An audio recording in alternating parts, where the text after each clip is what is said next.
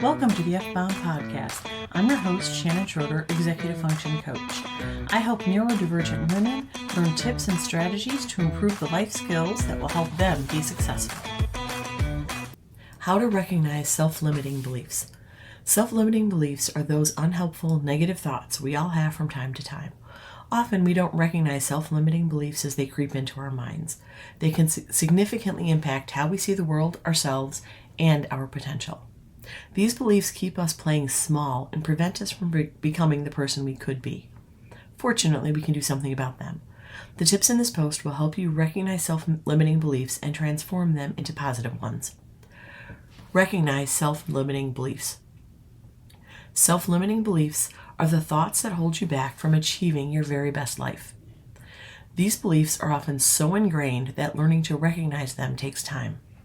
Self-limiting beliefs are always negative. The voice in your head lists all the reasons you won't succeed. You may think negative comments like, "Who are you to do this? Nobody is interested enough to listen to what you have to say. You're too dumb to succeed. Everyone will laugh behind your back if you try this." You may not realize this, but these negative thoughts are often a defense mechanism. You never have to try if you believe that you're automatically going to fail. If you don't try, you don't have to risk getting hurt or failing. Your fear of failure allows these negative thoughts in, and you don't even realize it's happening. Be aware of your self-talk. You have a lot of self-talk inside your head all the time. This can be a good thing if it's helpful self-talk, but it can also be a bad thing if it's self-limiting self-talk. If you have your own personal cheerleader in your head, go you. We should all be so lucky.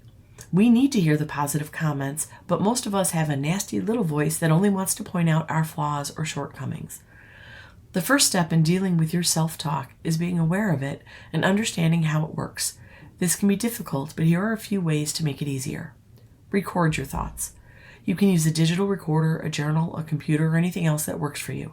Make a point of writing down your negative self-talk when you notice it so you can start to see patterns and get a better understanding of how it works. Ask yourself why. Ask yourself why you think or feel a certain way whenever you notice your self-talk. This can help you get to the root cause of the negative thoughts and limit their power. Look for patterns. Your self-talk may come in the form of unhelpful thoughts or even unhelpful words. Once you notice these, you can start to see the patterns they create and how they affect you. Look at your self-talk from an outside perspective. This can be a helpful way to become more aware of your self-talk, as you can see it as though you were observing it from a distance. Identify the root cause of your beliefs.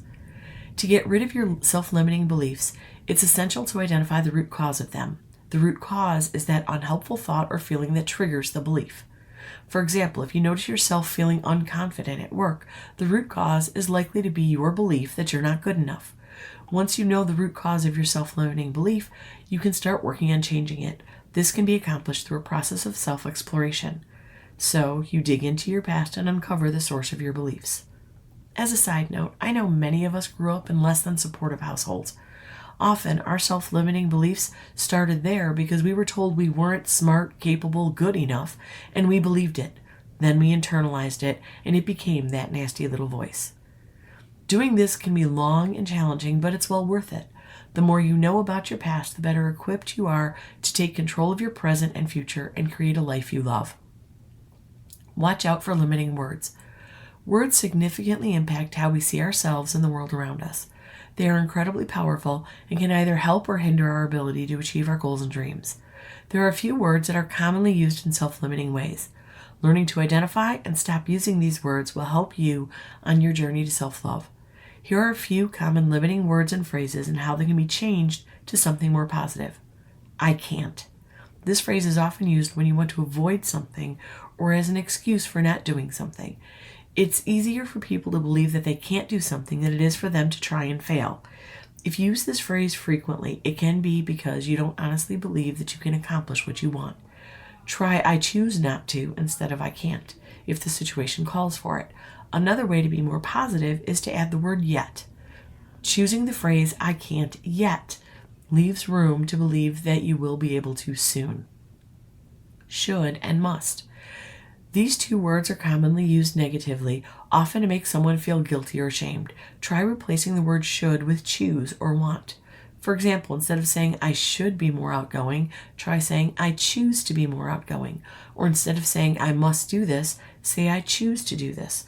This simple change can make a big difference in how you look at your life and yourself. Once you notice yourself using any limiting words, you can use them as a reminder to think about them from a new perspective. You might even want to write the new perspective down and keep it close by so you can see it often. Doing this will help you reprogram your brain so you can change your self-limiting thoughts and beliefs. Celebrate your small wins. Getting caught up in the negative self-talk and the self-limiting beliefs that come with it is easy. This can stop you from moving forward and achieving what you want to achieve. Celebrating your small wins can transform your self-talk and make it much more positive. Start a small wins journal where you write down everything you accomplish daily. Your accomplishments can be big or small, and it doesn't matter how silly or insignificant they might seem to others. The important thing is that you recognize and celebrate your achievements. When you do this, you'll start to feel more positive about yourself and your abilities. You'll also begin to see how much you're achieving, which will help you develop more self-love and self-confidence. Stop dwelling on the past. It's easy to let negative emotions from the past affect our present self-talk. You might feel like a failure because you didn't do well at something as a child, or you might feel like you're not worthy of love because of something that happened in your teens. Dwelling on the past will only hold you back in the present.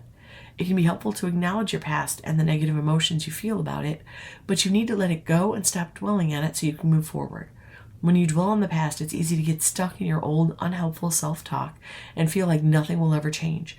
This can lead to feelings of hopelessness, meaning you have no motivation to do anything in the present. Commit to change. You need to make a conscious commitment to change your self-limiting beliefs and transform them into positive ones. You want to make this commitment because you want to change, not because you feel like you have to. If you change out of a sense of obligation, it will likely be short-lived and will only lead to more self-limiting beliefs. When you commit to change, you're choosing to become the best you possible.